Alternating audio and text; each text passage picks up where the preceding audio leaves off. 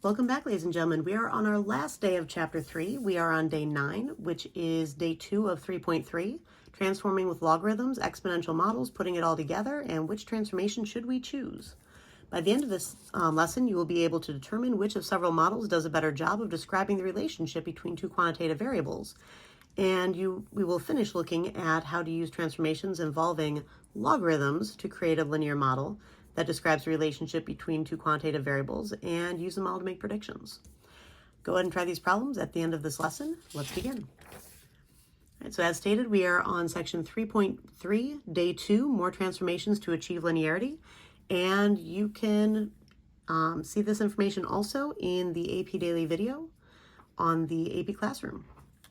All right, so we're continuing our example from our previous video where we were looking at the weight and length of ocean rockfish, of Atlantic Ocean rockfish, and we had looked at cubing the length, we had looked at taking the cube root of weight, and now here's what happens when we take the base 10 logarithm log of both variables. All right, so we need to state the equation of the least squares regression line and predict the weight when the length is 36.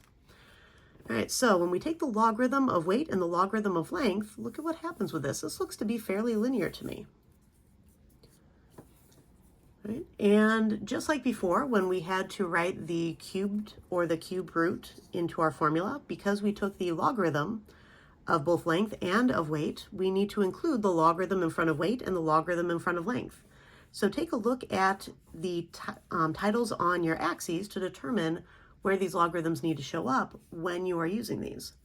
So I have the predicted logarithm of weight, which is my new y-coordinates, is equal to the constant coefficient, so negative 1.8994, plus my slope coefficient, the one that appears next to the logarithm of length. And notice that I put this slope down, and then I put the logarithm of length multiplied right after it. So plus 3.04942 times logarithm of length. Now to solve this, I just put 36 into my equation, and from here you're pretty much using the calculator.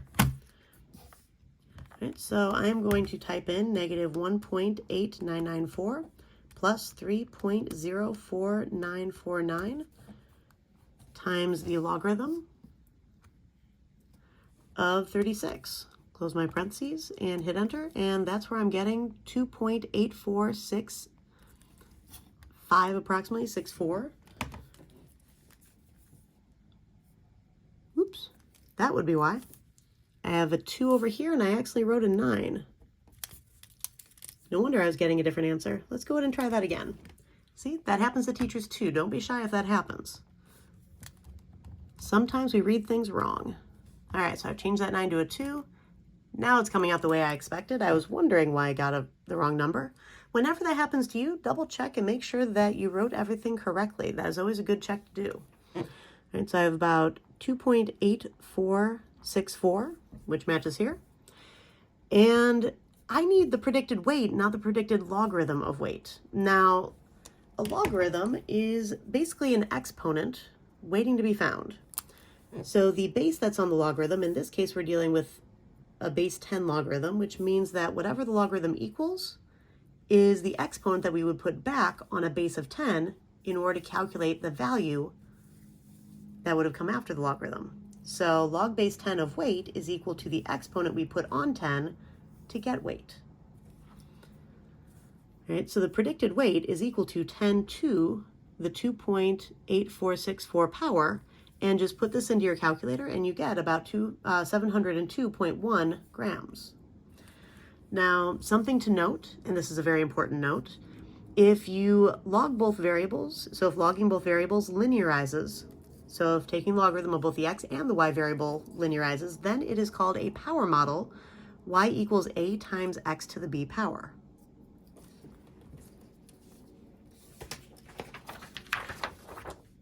And just so that you know, as a little side note, the reason that that works is that if you take y equal to a times x to the b power, and you take the logarithm of both sides,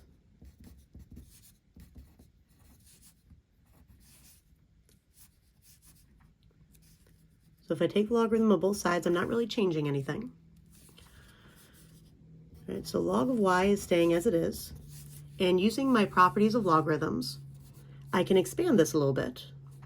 So I can split this into log of a, which is just a value, plus log x to the b power.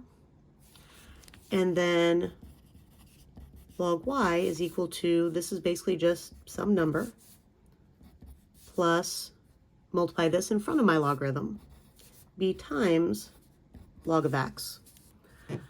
So I have log of y equals an adjusted y-intercept plus my slope, which is my power from my power function,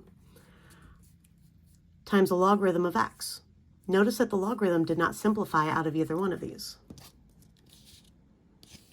Right, we will revisit this here in just a moment. Now, I have another example here. The number of transistors on Intel microprocessors has been growing exponentially since 1970, as seen in the scatter plot. So as you can see in the scatter plot, we have what looks kind of like an exponential function. Right, so we have transponders, or transistors in billions, and we have years since 1970. Now, the second scatter plot shows the results of using the natural logarithm, which is basically logarithm base e, which is called the natural base, to transform the number of transistors. Right, so state the equation of the least squares regression line and predict the number of transistors in 2020. Right, now, notice that when we take the natural logarithm here, we get something that is much more linear than what we kind of started with.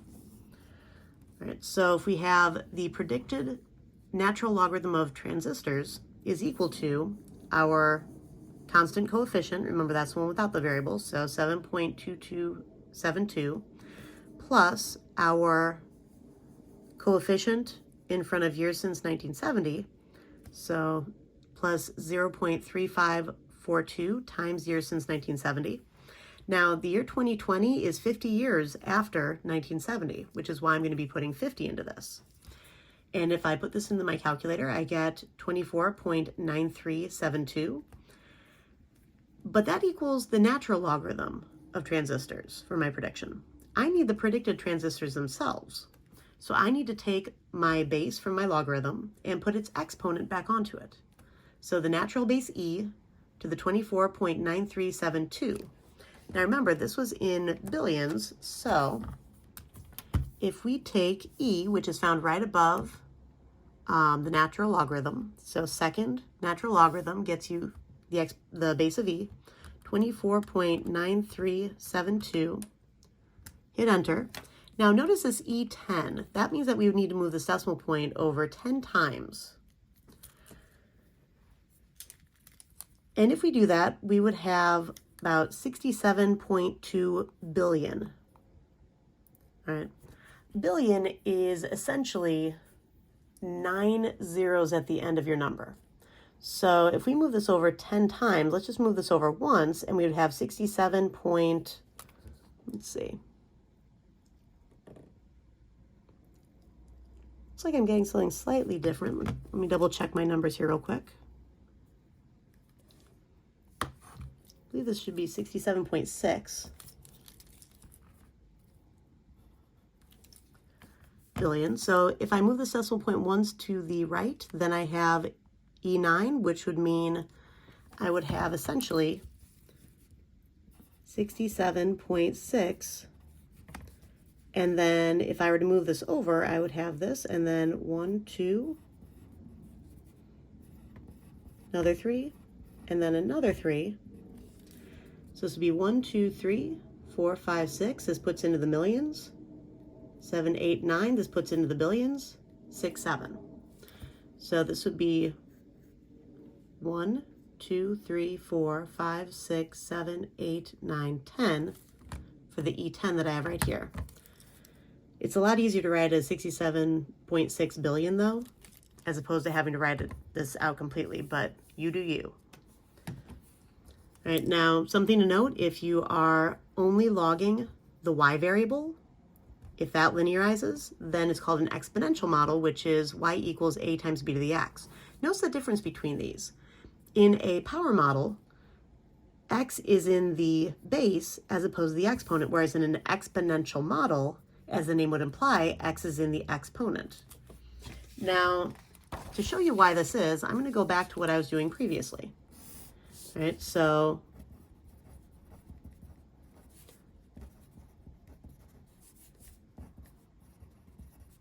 logging both x and y works when you have a power model.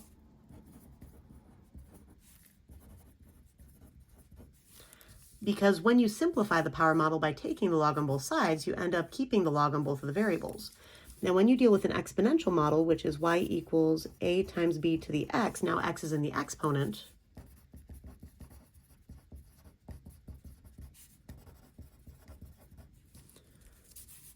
and you take the logarithm on both sides, again, because if we do the same thing to both sides, we haven't really changed the equation. Now, when I use the rules of logarithms to simplify this, or to expand it, we still keep the log of y. Over on this side, we have log of a plus log of b to the x. Log of a, just like before, is just a number. So I have the log of y equals a modified y-intercept, but now it's my x that gets multiplied out into the front, because it's the exponent that moves out to the front when you are expanding logarithms. So this would be plus x times the logarithm of b. So you end up with the logarithm of y equal to some number plus some number times x. Notice that the logarithm, because logarithm of b is just a number, actually simplifies down fully. Whereas up here, you have to take the logarithm of your x variable in order to find this answer. So logarithm stays in the problem. So when you're dealing with logging both x and y, so basically for a power model, when you linearize, you end up with log x, comma log y. With an exponential model, you end up with just your x variable, comma the log of y, which means that this works by logging only the y values to linearize. And it's all because of how these simplify when you take the logarithm of both sides to turn them into basically variable equals y-intercept plus slope times x. Y equals, or y value equals y-intercept plus slope times x. All right. Now, given several different ways to model the relationship between x and y, how do you know which one is best and choose the one with the most random residual plot? All right, so you choose one with the most random residual plot. If it's hard to tell which is the most random, use R² to break the tie. And do you need to be able to create a model using transformations from raw data? No, but if you're curious, go ahead and see the technology corner on page 227 in our textbook. All right, so let's take a look at how to achieve this. So as part of the American Presidency Project, the annual State of the Union address has been analyzed going back to the first U.S. president. It turns out that the president's use of the word America has increased in relative frequency over the years. Here's a linear regression output for 3 different models, along with the residual plot for each model. So model 1 is based on the original data, while models 2 and 3 involve transformations of the original data.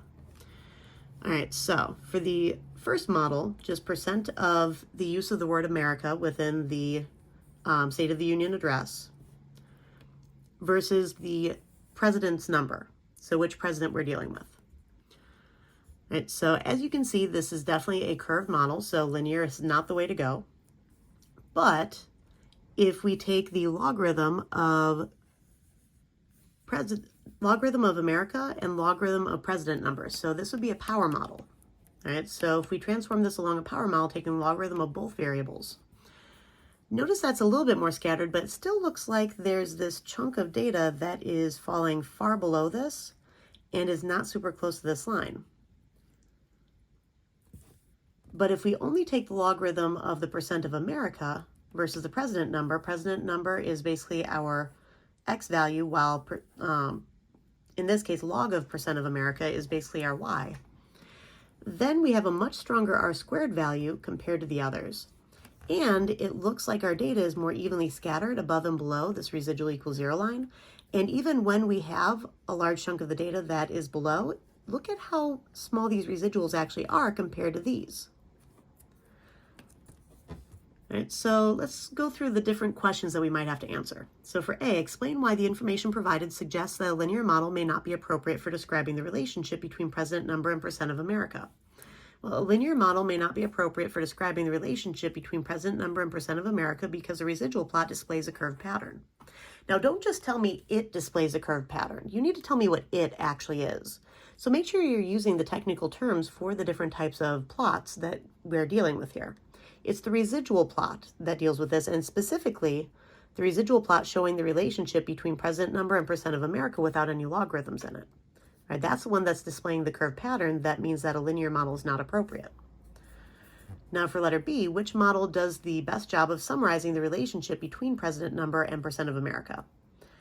All right, so the one that does the best job of summarizing this using a linear model would be the one with the residual plot that shows the most even scatter and the highest r squared value. So I would say this model right here. Now this was where we use only one logarithm. And remember, when you use only one logarithm, particularly on the y variable, then you're dealing with an exponential model. So model 3, the exponential model, which uses y equals logarithm of percent of America and x equals president number, best summarizes the relationship between president number and the percent of America because this model shows the most random scatter of points on either side of the residual equals 0 line. And this model also has the largest r squared value, meaning that the coefficient of determination shows that a larger percent of the variability in the log of percent of America is accounted for by president number when you're dealing with a linear model. Now for letter C, give the equation of the model you chose in part B using the transformed variables. So the logarithm of percent of America prediction is equal to, we need to go up to here for the model that we chose, the constant coefficient, so negative 1.4325, plus our slope, 0.0315, times president number. All right, this is our equation. Remember, you're only allowed to use variables in your equations if you actually define them. I didn't feel like defining them, so I went ahead and wrote down the words. Now, finally, for letter D, use the model chosen in part A to calculate. It should actually say in part B, to calculate and interpret the residual for the 45th president, Donald Trump, whose State of the Union address contained 1.73% America. All right, so let's go ahead and do this. If we put 45 into this equation and work this out, we get negative 0.1 or negative 0.015. Now this is the exponent that goes on a base of 10 to resolve our logarithm. So the predicted percent of America is actually equal to 10 to the negative 0.015. When we work this out, that ends up equaling 0.966. Now this is a percent of America, so this is the percent. Now the residual, so this is how much we expected Trump to use the word America, was 0.966%. He actually used it 1.73% of his address. So 1.73% of the words used in his State of the Union address were the word America. When you subtract this actual value and you subtract the predicted value from that, you end up with a residual of 0.764%. This means that Trump used the word America 0.764% more than we would have predicted. All right, so his actual use is this much more than predicted using our model. All right, go ahead and try these problems, and I'll see you in class.